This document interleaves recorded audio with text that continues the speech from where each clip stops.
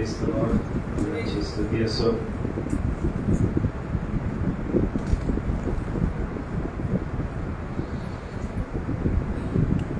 सुंदर साक्षीबद्दल देवाला धन्यवाद.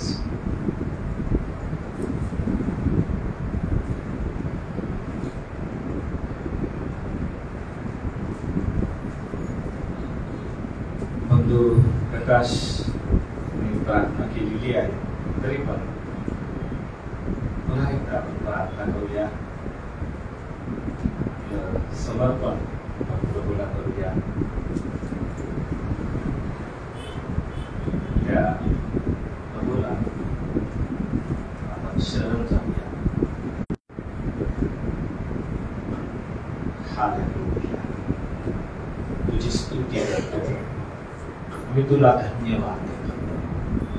तू आमचा देव आहेस, आम्हाला चालवणारा, आम्हाला सांभाळणारा, आमची काळजी घेणारा, आमच्या गरजा पुरवणारा, आमच्या सुखात आणि आमच्या दुःखातही आमची साथ देणारा. आज परत शेकवार आम्ही सर्वजण तुझ्या हातात आमच्या सहाय्य कर. जे तुझे लेकर आज येऊ शकले नाही करू, ते कुठे असतील तू त्यांची भेट घे. आणि प्रभू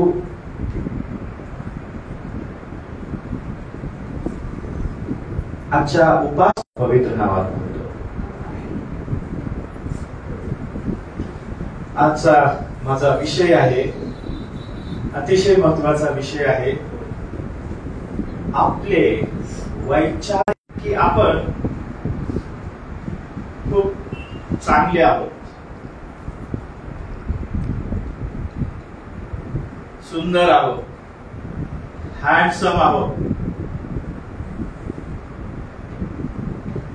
आपलं व्यक्तिमत्व चांगलं आहे, कपडे चांगले आहेत, आपलं मेकअप चांगला आहे.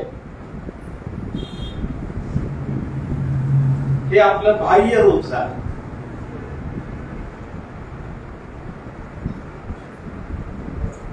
देवासाठी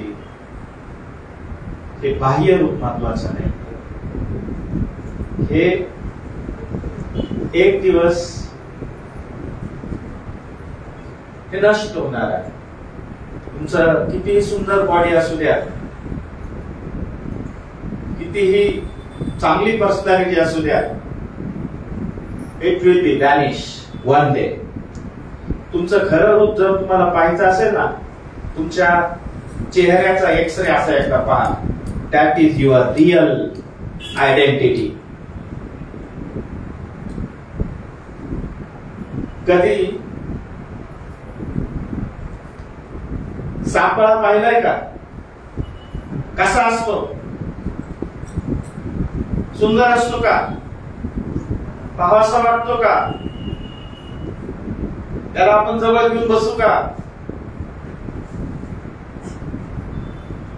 कोणीही त्या सापळ्याला जवळ करणार नाही.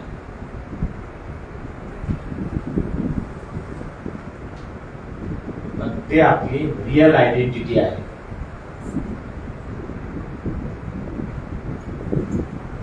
काय अर्थ नाही या शरीराला. देव ज्यावेळेस आपल्याकडे पाहतो त्यावेळेस तो आपल्या वैचारिक जीवनाकडे पाहतो. देवाच्या दृष्टीने एखादा व्यक्ती नीतिमान आहे, अनितिमान आहे, कसा आहे, चांगला आहे, वाईट आहे, योग्य आहे, अयोग्य आहे, हे देव त्याच्या वैचारिक जीवनातून जज करत असतो. आपलं थॉटफुल लाईफ कसं आहे, आपलं वैचारिक जीवन कसं आहे, काय आपल्या विचारात सत्यता आहे, काय आपल्या विचारात शुद्धता आहे, काय आपल्या विचारात पवित्रता आहे, काय आपले विचार देवाला आवडणारे योग्य असे विचार आहेत काय प्रियांनो. याचा विचार आम्ही प्रत्येकाने, प्रत्येक देवाच्या लेकराने केला पाहिजे.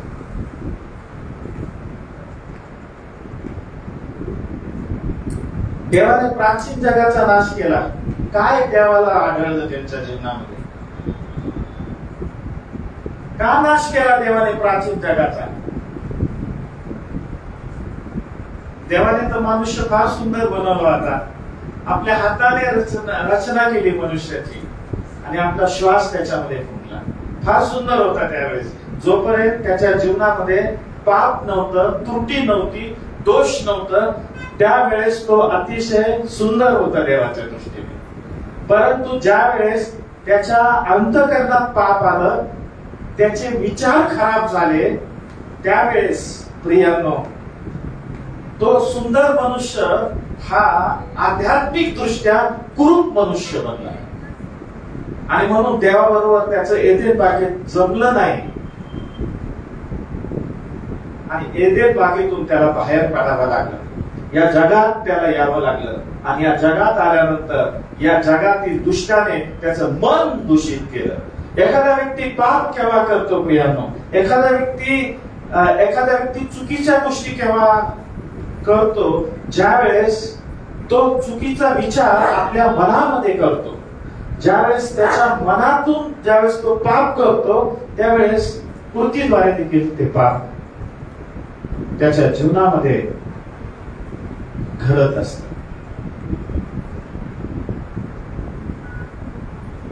उत्पत्तीचं पुस्तक 6वा अध्याय 5वं वचन वाचा.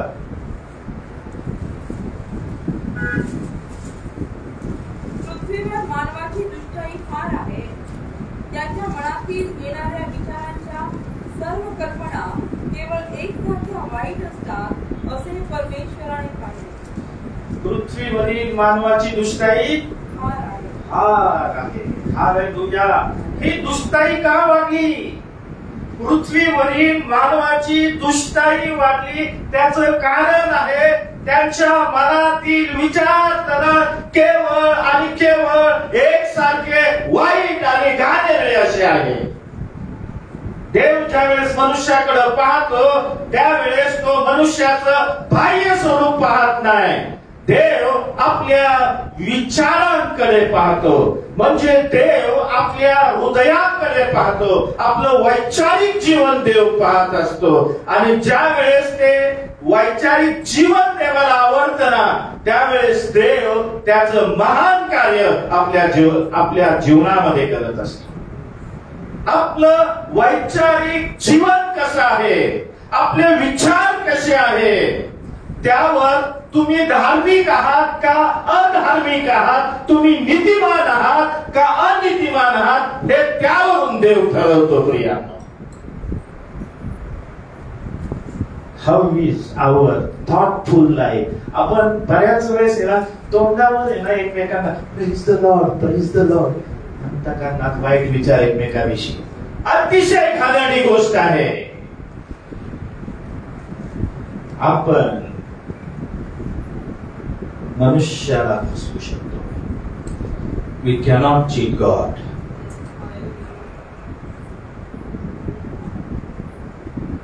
आपले विचार कसे आहेत हे देव पाहत असतो.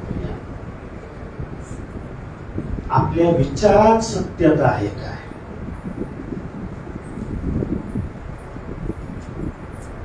आपले विचार शुद्ध आहेत काय? आपल्या विचारात प्रीती आहे काय? या गोष्टी देवासाठी महत्त्वाच्या आहेत. त्यांचे विचार तरंगच वाईट असल्यामुळे देवाला अख्ख्या प्राचीन जगाचा नाश करावा लागला. देवाला त्यांचे विचार योग्य वाटले.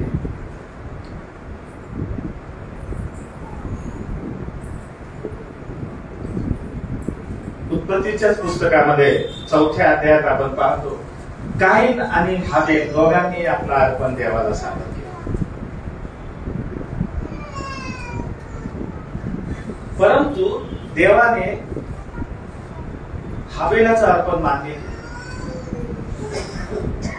स्वीकारलं, हाबेलाचं अर्पण.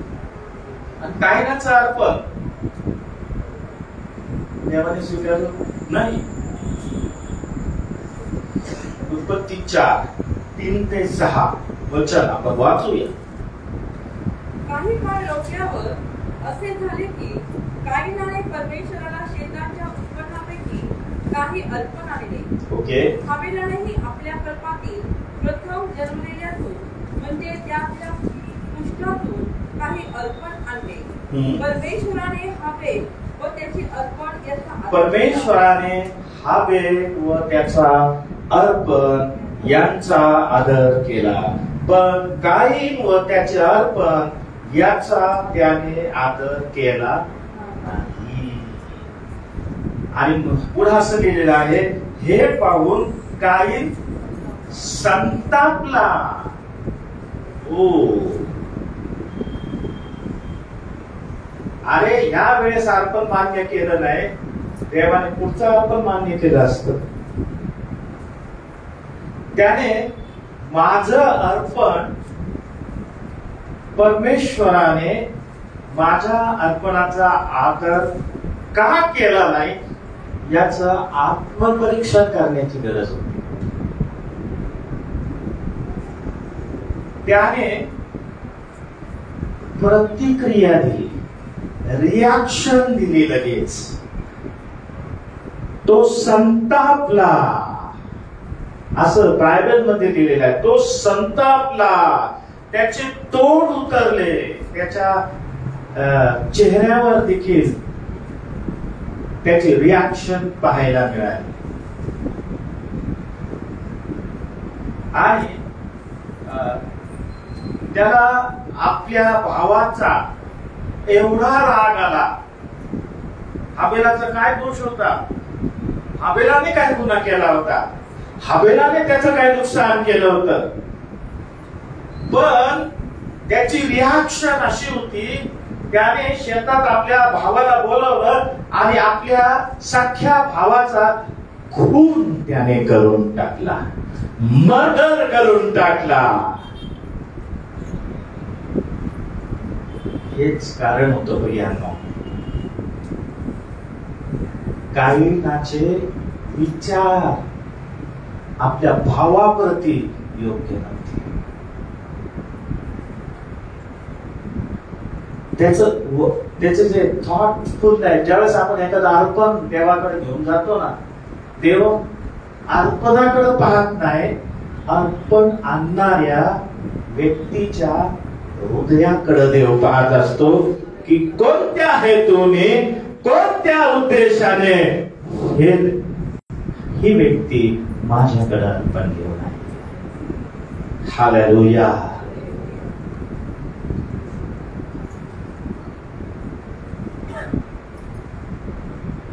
कायीनाचे विचार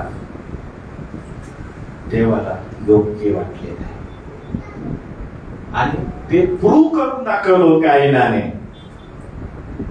सिद्ध करून दाखवलं की त्याचे विचार योग्य नव्हते. देव बाहेरून पाहत नाही प्रियांनो, देव नेहमी आतमध्ये डोकावून पाहत असतो. बायबल आम्हाला सांगतं, स्तोत्र 139 मध्ये स्तोत्रकर्ता म्हणतो, असा एकही शब्द देवाला ठाऊक नाही जो आपल्या मुखातून बाहेर पडत नाही.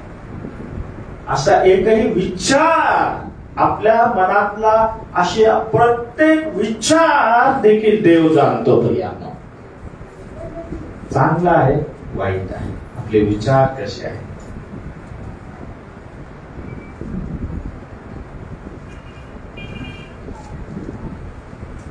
तुम्ही चांगला विचार कराल ना, चांगलं तुमच्या जीवनात घडेल.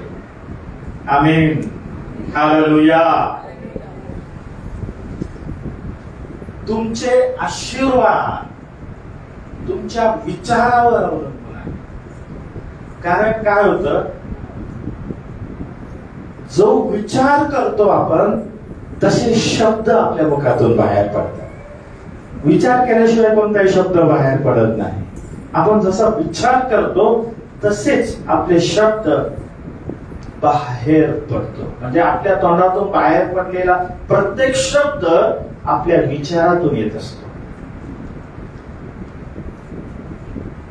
आपल्या मनात अतुलनीय शक्ती आहे, फार पॉवरफुल शक्ती आहे. आणि म्हणून आपण काय विचार करतो याची काळजी आपण घेतली पाहिजे.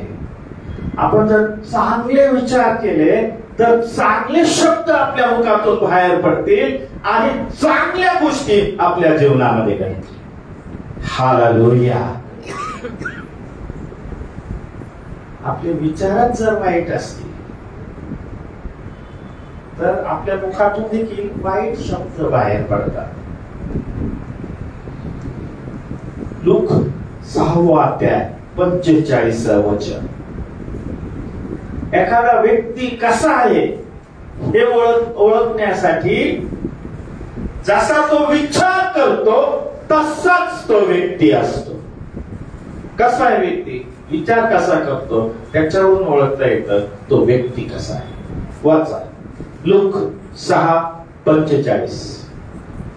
चांगला मनुष्य आपल्या अंतःकरणातील चांगल्या भांडारातून चांगले ते काढतो. चांगला मनुष्य आपल्या भांडारातून चांगलं ते काढतो आणि तसेच वाईट मनुष्य वाईटातून वाईट काढतो. वाईटातून वाईट काढतो. पुढे वाचा. कारण अंतःकरणात जे भरले आहे अंतःकरणात जे भरले आहे तेच मुखावाटे निघणार. हालेलुया. आपल्या अंतःकरणात जे भरलेलं आहे ते आमच्या मुखावाटून बाहेर पडत असते. आणि म्हणून नीतिसूत्राचं पुस्तक 23वा अध्याय 7वं वचन आपल्या सगळ्यांना परिचयाचं हे वचन आहे. पहा असं लिहिलेलं आहे. 6वं वचन वाचूया. दुष्ट दृष्टी मनुष्याचे अन्न खाऊ नको. दुष्ट दृष्टी मनुष्याचे अन्न खाऊ त्याच्या मिष्टान्नाची इच्छा. म्हणजे जो व्यक्ती दुष्ट आहे, वाईट आहे, म्हणजे त्याचे विचार वाईट आहे. आणि असा व्यक्ती कसा आहे. 7वं वचन. कारण तो आपल्या मनात घास मोजणाऱ्यासारखा आहे. तो आपल्या मनात घास मोजणाऱ्यासारखा आहे. तो तुला खा पी म्हणतो पण त्याचे मन तुझवर नाही.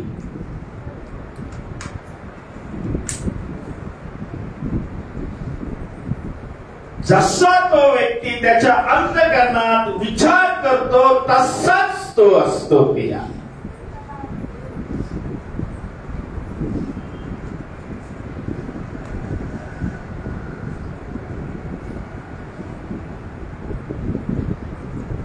गणनाच्या पुस्तकात 4व्या अध्यायामध्ये मोसेस कानान देश हेरायला 12 हेरांना पाठवतात.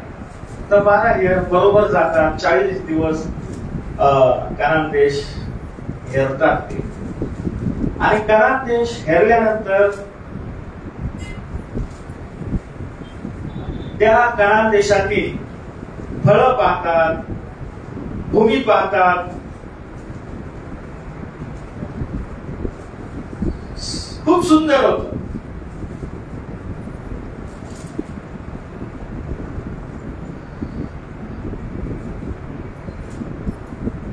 त्यांचे द्राक्षे पाहतात. पण काहींनी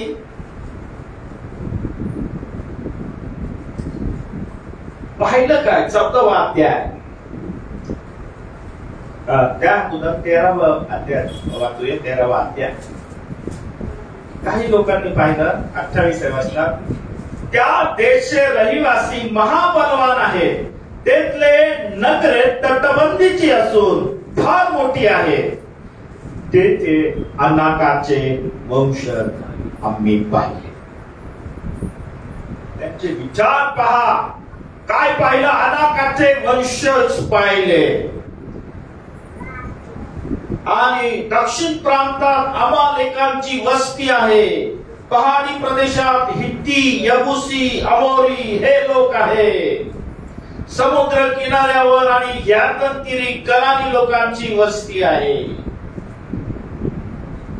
मग पहा हे पुरुष ज्यावेळेस परत आले ते मोजेसला म्हणतात की या लोकांवर स्वारी करण्यास आपल्या ताकद नाही, कारण ते आपल्याहून बलाढ्य आहे.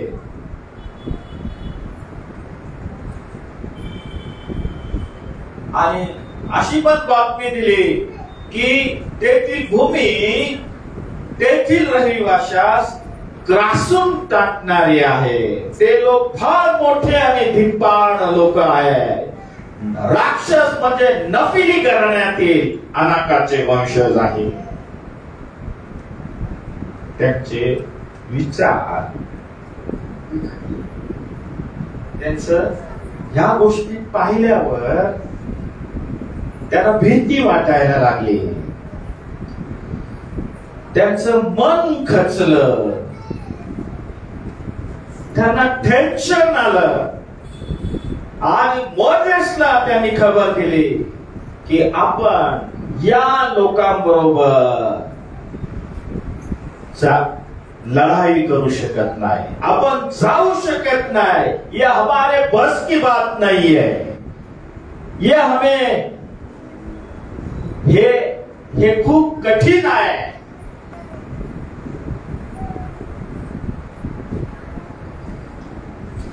पण चांगले विचार करणारे देखतो की तो हालेलुया.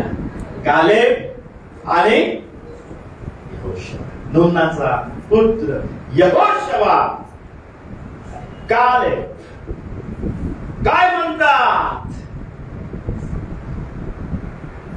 काय हे पहा, हे 6व्या वचनापासून 9व्या वचनापर्यंत आपल्याला पाहायला मिळतं. 14, 7 ते 9 मध्ये हे म्हणतात की जो देश हिरीत आम्ही चोहोकडे फिरलो तो अतिशय उत्तम देश आहे. परमेश्वर आम्हावर प्रसन्न झाला तर तो दुधामधाचे प्रवाह वाहणाऱ्या देशात आम्हाला तो घेऊन जाईल. ते म्हणतात परमेश्वराविरुद्ध बंड करू नका, त्या लोकांची भीती धरू नका, ते आमचे भक्ष होणार आहे. त्यांचा आधार तुटले, त्यांचे विचार चांगले होते आणि याचा परिणाम असा झाला, बायबल मध्ये असं लिहिलेलं आहे की त्या कनान देशामध्ये केवळ हे दोघच, नूनाचा पुत्र यहोशुआ आणि कालेब, हे दोघच कनान देशामध्ये पोहोचू शकले, कारण त्यांनी चांगला विचार केला.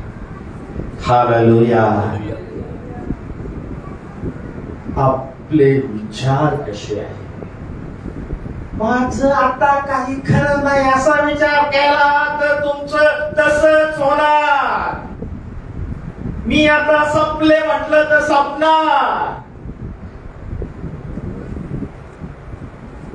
मला खूप दुःख आहे, दुःख आहे, दुःख आहे बोलत बसला तर तुम्ही जगातले सगळ्यात मोठे दुःखी व्यक्ती होणार. तुमचे विचार तुमचं व्यक्तिमत्व घडवत असतात. देव तुमच्या विचाराकडे पाहतो आणि तुमच्या जीवनामध्ये कार्य करतो. देवाने दाविदाला निवडलं ना, काय पाहिलं दाविदाच्या जीवनातील? तो फार कोपन चालवणारा व्यक्ती होता. काय पाहिलं? देव म्हणतो हा माझ्या मनासारखा राजा आहे.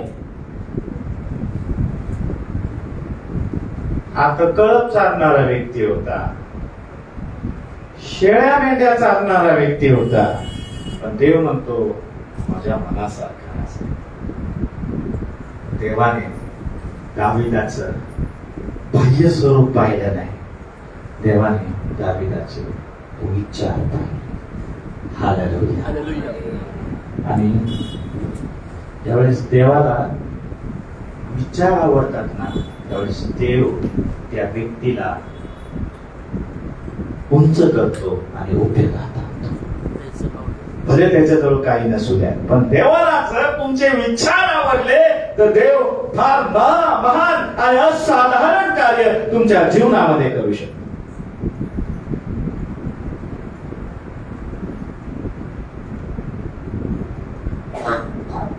मला ठाऊक आहे का, येशू आपल्या मनातील प्रत्येक विचार ओळखतो.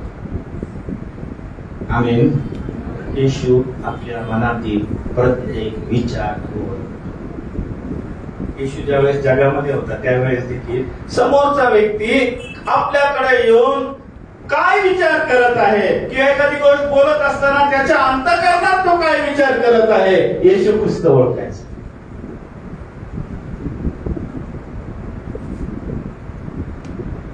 लुकाचं शुभवर्तमान, मत्तयाचं शुभवर्तमान करा पहिलं. पक्षघाती व्यक्तीला ज्यावेळेस प्रभू येशू ख्रिस्ताने पक्षघाती व्यक्तीला आरोग्यासाठी आणलेला आहे, तर प्रभू येशू ख्रिस्ताने काय केलं?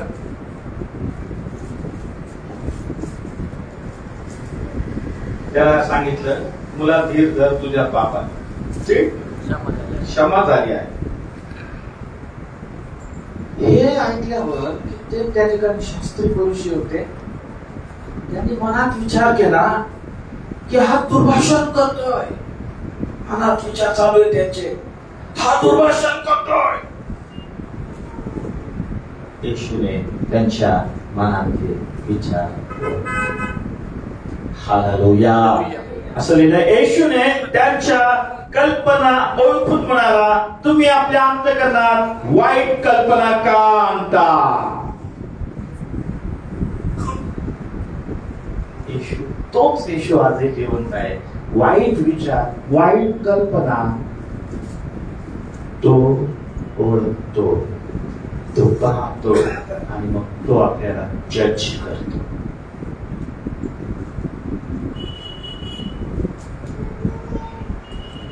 लुकाचं शुभवर्तमान 7व्या अध्याय देखील येशूच्या चरणास टॅग्याभंग करत असताना काही शास्त्री पुरुषी त्या ठिकाणी होते आणि त्यांनी विचारलं, अरे हा संदेश का असता तर त्याला स्पर्श करणारी ही स्त्री कोण आहे आणि काय करीत आहे हे त्यांनी ओळखलं असतं.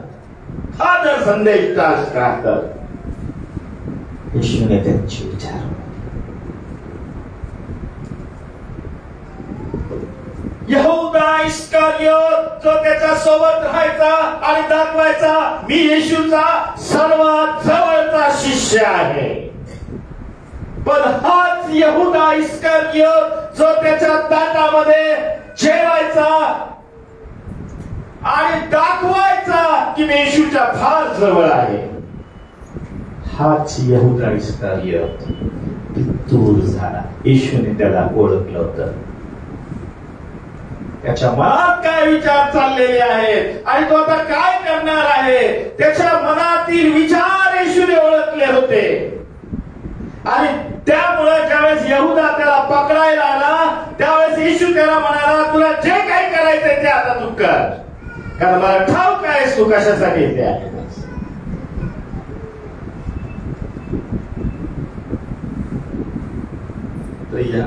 येशू विचार ओळखतो, आपले विचार पाहतो. तुमचं वैचारिक जीवन कसं आहे, ते शुद्ध आहे का, ते योग्य आहे का, विचारात पवित्रता आहे का, त्या विचारात सत्यता आहे का, त्या विचारात परमेश्वराचं भय आहे का, देव या गोष्टी पाहतो. रोमकरास पत्र 2 अध्याय 16व्या वचनात तो काय म्हणतो? कोण म्हणतो? देव माझ्या सुवार्तेप्रमाणे येशू ख्रिस्ताच्या द्वारे मनुष्याच्या गुप्त गोष्टींचा न्याय करेल. कोणत्या गुप्त गोष्टी? या अंतःकरणातल्या गुप्त गोष्टी. येशू ख्रिस्ताच्या द्वारे मनुष्यांच्या गुप्त गोष्टींचा न्याय होणार आहे. आपल्या वाईट विचारांचा आणि कल्पनेचा देखील न्याय होणार आहे. आणि ज्या वेळेस आम्ही देवासमोर उभा राहू आणि देवाला जर आम्ही म्हणू ना, हो देवा मी हे केलंय, मी ते केलंय, मी एवढ्या मोठ्या गोष्टी केल्या, पण देव तुमचं विचार पाहित आणि तुमचा न्याय करत. प्रिया, तुम्ही कसे आहात हे तुमच्या कृत्यावरून नाही, तुमच्या विचारावरून देव तुमचा न्याय करेल. स्तोत्र 44:21 वाचा.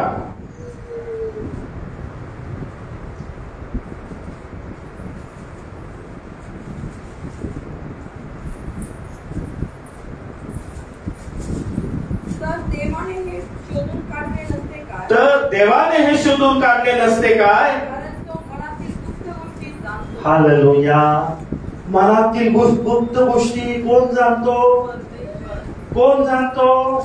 तुम्ही आणि मी एकमेकांच्या मनातल्या गुप्त गोष्टी जाणू शकतो का? आपल्या मनात काय विचार चालले, चांगले चालले वाईट चालले, काय विचार करतो पण देव पाहतो, तुमच्या अंतःकरणात डोकावतो.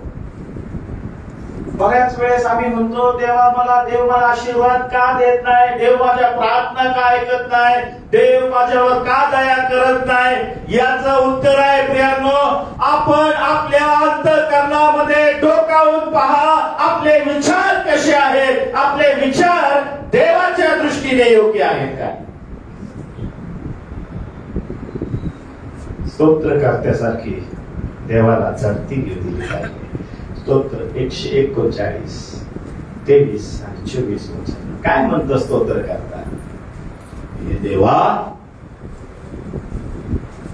माझी धरती घे, माझे हृदय आणि हे देवा माझी धरती घे, माझे हृदय जाण, मला कसोटीस लावून माझा मनोभाव तपास. हालेलुया. स्तोत्र करता देवाकडे काय प्रार्थना करत आहे, काय तपासायला सांगत आहे? आपलं हृदय, आपला मनोभाव तपासायला सांगत आहे. प्रियांनो, आपलं हृदय कसं आहे, आपला मनोभाव कसा आहे. आणि जर दुष्टपणाकडे प्रवृत्ती असेल तर मला सनातन मार्ग. अशा प्रकारे देवाला आपल्या हृदयाची धरती आम्ही घेऊ दिली पाहिजे. आम्ही देवाला आपल्या हृदयाची धरती घेऊ द्या.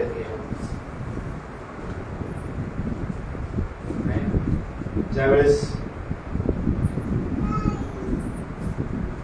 एखाद्या मॉल मध्ये जातात त्याच तुमची झडती घेतली जाते, एखाद्या मंत्रालयात जाता झडती घेतली जाते,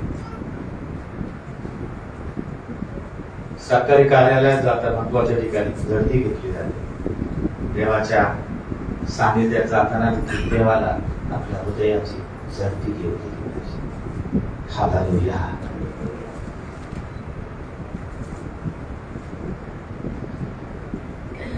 काय केलं पाहिजे आपल्या हृदयासाठी, आपल्या वैचारिक जीवनासाठी?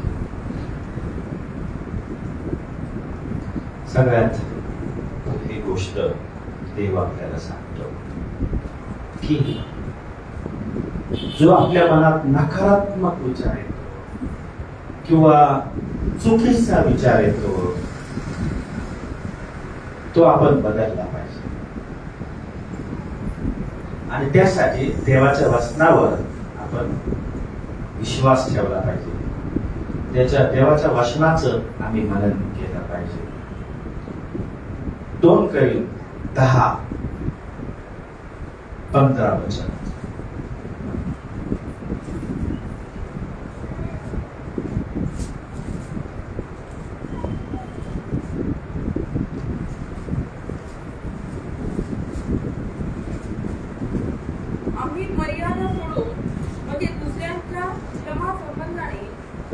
पाच वचन, क्षमा करा, 5 वचन. तर्क वितर्क व देवविषयक ज्ञानाविरुद्ध, म्हणजे देवाच्या जे ज्ञान असतं त्याच्या विरुद्ध उंच उभारलेले असे सर्व काही पाडून टाकू. प्रत्येक कल्पना ख्रिस्ताधीन व्हावी म्हणून माझ्या बायबल मधलं भाषांतर असं आहे, प्रत्येक कल्पना ख्रिस्ताधीन व्हावी म्हणून आम्ही ती बंदिवान करून नेतो. ट्रू ट्रान्सलेशन आहे, परफेक्ट ट्रान्सलेशन. बंदिवान म्हणजे आपल्या जीवनात येणारे जे नकारात्मक विचार आहेत, वाईट विचार आहेत, घाणेरडे विचार आहेत, दुःखदायक विचार आहेत, त्याला आम्ही बंदिवान करायचं आहे. त्या विचाराला आम्हाला दाबून टाकायचं आहे.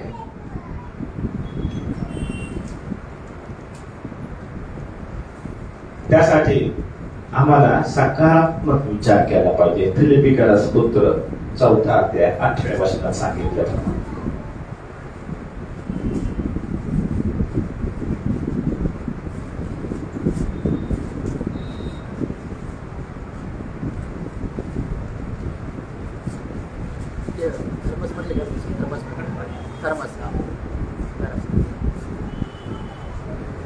वाचा फिलिप्पी 4:8.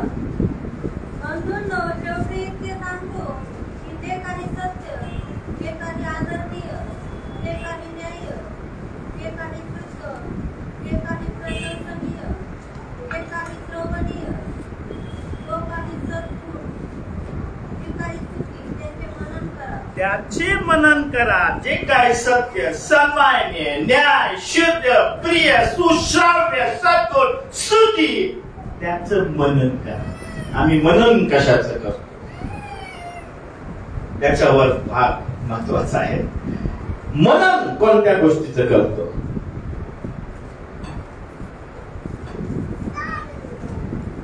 धन्य तो पुरुष जो दुर्जनांच्या मसलतीने, पापी जनांच्या मार्गात पाय घालत नाही, धर्मनिंदकांच्या बैठकीला बसत नाही, तर परमेश्वराच्या रात्रंदिवस मनन करतो आणि अहोरात्र त्याचे मनन करतो.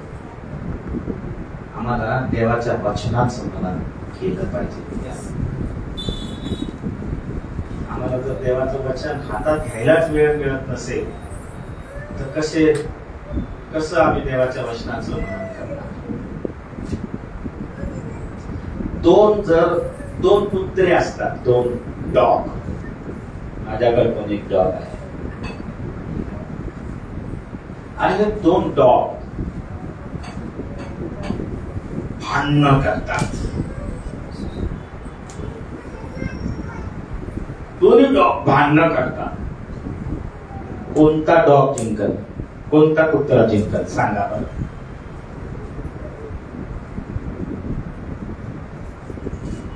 दोन कुत्रे मारामाऱ्या करत आहेत. कोणता डॉग जिंकू शकेल?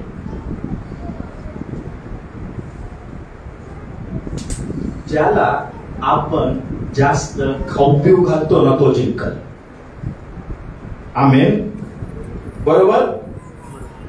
तुम्ही काय तुमच्या आत्म्याला तुम्ही काय खाऊ पिऊ घालता? चांगलं घालता का वाईट घालता? यावर हे देखील महत्वाचं आहे.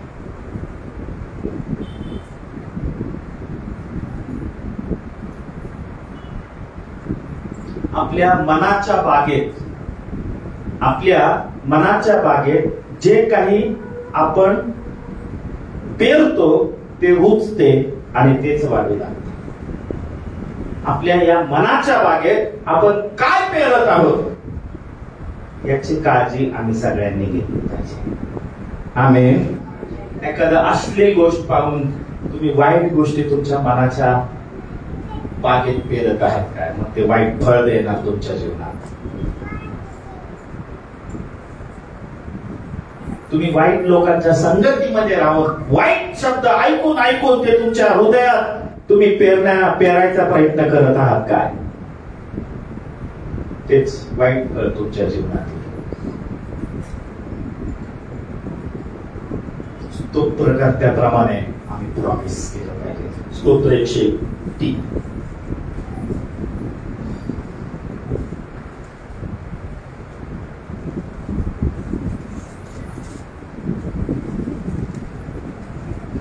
काम केला पाहिजे स्तोत्रकर्त्यासारखा आम्ही. वाचा 101 तिसरं वचन, मी अनुचित गोष्ट आपल्या नेत्रांसमोर येऊ देणार. आमेन, हालेलुया. काय म्हणतो तो? अनुचित कोणतीही अनुचित गोष्ट, कोणतीही वाईट गोष्ट, कोणतीही घाणेरडी गोष्ट माझ्या नेत्रापुढे येऊ देणार नाही. येऊ देणार नाही. अनाचाराचा मी तिरस्कार करीतो. तिरस्कार करतो. तुम्हाला या वाईट गोष्टीचा तिरस्कार करण्याची गरज आहे. आमेन, आमेन. हालेलुया. जोपर्यंत एखाद्या गोष्टीचा तिरस्कार तुम्ही करत नाही तोपर्यंत तुम्ही तिच्यापासून दूर जाणार. आमेन.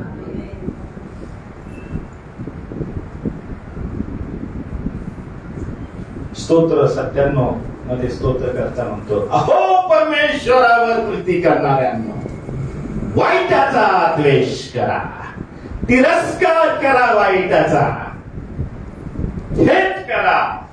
देव आम्हाला तिरस्कार करायला सांगतो. 10वं वचन आहे का? अहो परमेश्वरावर प्रीती करणाऱ्यांनो, वाईटाचा द्वेष करा. वाईटाचा द्वेष करा. द्वेष करा.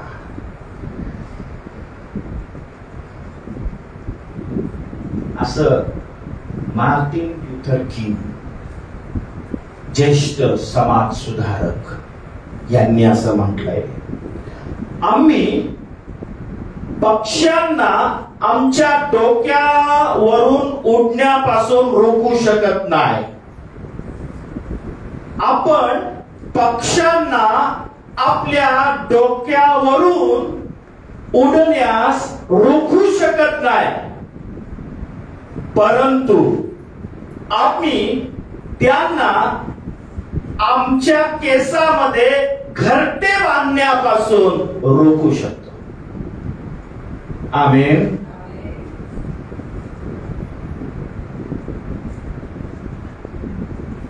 कोणत्याही विचाराला तुमच्या डोक्यावर, तुमच्या हृदयात घरट तयार करायला लावू नका. ही तुमची जबाबदारी आहे. हा तुमचा अधिकार आहे. कोणाला आमच्या डोक्यावर बसवायचं आणि कोणाला दूर करायचं, हा देवाने तुम्हाला दिलेला अधिकार आहे.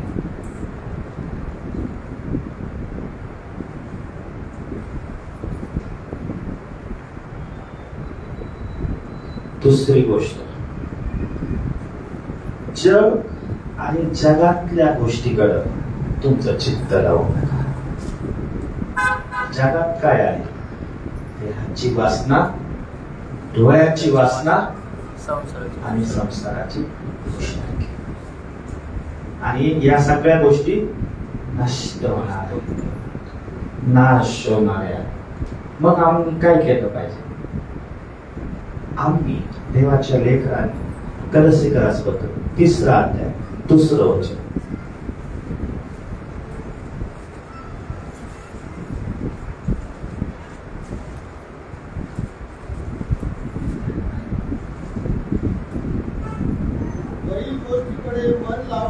वरील गोष्टीकडे म्हणजे कोणत्या? या छतावरील नाही, स्वर्गातील गोष्टीकडे मन लावा. हालेलुया. पुढे वाचा. या पृथ्वीवरील ज्या गोष्टी आहेत, जगिक आहेत, नष्ट होणाऱ्या आहेत, टेम्पररी आहेत आणि नाश करणाऱ्या आहेत, आकर्षक आहेत, अट्रॅक्टिव्ह आहेत, सुंदर वाटतात, याकडे तुमचं लक्ष लावू नका. तर स्वर्गातील ज्या सार्वकालिक गोष्टी आहेत त्याकडे तुमचं लक्ष लावा. आमेन. हालेलुया. तुमचं लक्ष स्वर्गातील गोष्टीकडे जास्त लागलं पाहिजे. कारण आपला प्रभू, आपला तारणारा स्वर्गातून तुम्हाला आणि मला घ्यायला. आमेन. तो येणार आहे त्याच्या वधूला घेण्यासाठी, त्याच्या मंडळीला घेण्यासाठी, त्याच्या निवडलेल्या लेकरांना घेण्यासाठी. आणि म्हणून त्याच्या लेकरांचं लक्ष, त्याच्या वधूचं लक्ष आपल्या वराकडे म्हणजे ख्रिस्ताकडे लागलं पाहिजे, जो वरून येणार. हालेलुया.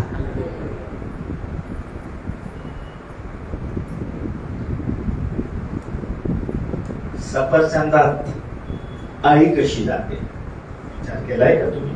कशी जाते? बाहेरून जाते का आतून? हा? बाहेरून जाते का? बऱ्याच लोकांना वाटतं बाहेरूनच जात असेल मला, एवढं लालफळ आहे. शास्त्रज्ञांनी शोधून काढलं आहे की अळी ही आतूनच बाहेर येत असते. मग ती अळी आतमध्ये जाते कशी? सोपं आहे. सफरचंदाच्या एका कळीत, कळी असते ना सफरचंदाची, त्या कळीत एक कीटक अंडे देऊन जाते. काही दिवसांनी त्या अंड्याची एक अळी तयार होते. सफरचंदाच्या कळीत असतानाच काय होतं? अंड्याची अळी तयार होते आणि नंतर त्या सफरचंदामध्ये, सफरचंदाच्या हृदयात ती अळी उडायला लागते. आतून नंतर ती बाहेर पडते. तसंच आपलं हृदयामध्ये तो कीटक येतो, तो दुष्ट येतो आणि एखादं अंड, एखादं बीज पेरवून जातं. ते वाढत जात, फळ बनतं आणि मग ते बाहेर पडतं. आपल्या कृतीद्वारे, शब्दाद्वारे आणि कृतीद्वारे ते नंतर बाहेर. आपण देवाचे लेकर आहोत. आपले वैचारिक जीवन जपलं पाहिजे. अशा कोणत्याही गोष्टीपासून आम्ही स्वतःला दूर ठेवलं पाहिजे ज्या गोष्टी आपले विचार दूषित करतील. आम्ही देवाचे आशीर्वाद तुम्हाला पाहिजे, देवाचा पुरवठा तुम्हाला पाहिजे, देवाची दया तुम्हाला पाहिजे, देवाचं कल्याण तुम्हाला पाहिजे. आपलं वैचारिक जीवन देवाला आवडणार ठेवा. आम्ही हे देवाला आवडलं ना, देव तुम्हाला कुठल्या कुठे घेऊन दावीद फक्त शरीर कळप चालणारा नेता, त्याचे विचार देवाला आवडले. देवाने त्याला इस्रायल राष्ट्राचा राजा बनवला. मोठा योद्धा तो बनला. महान नेतृत्व त्याने केलं. विचार देवाला आवडले. आपले विचार कसे आहे? आपलं वैचारिक जीवन कसं आहे?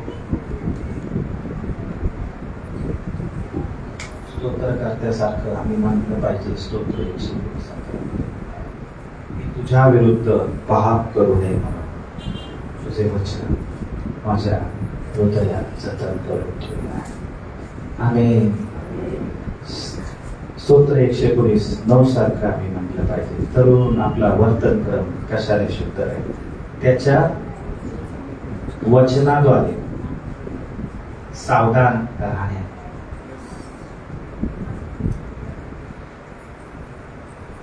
स्तोत्र 55:8 मध्ये देव म्हणतो, तुमचे विचार माझे विचार हे तुमचे विचार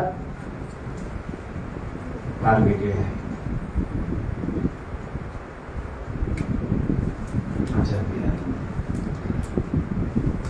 आपल्या वैचारिक जीवनात परिवर्तन आणा, मग देवाचं कार्य आपल्या जीवनात करेल. प्रार्थना करूया.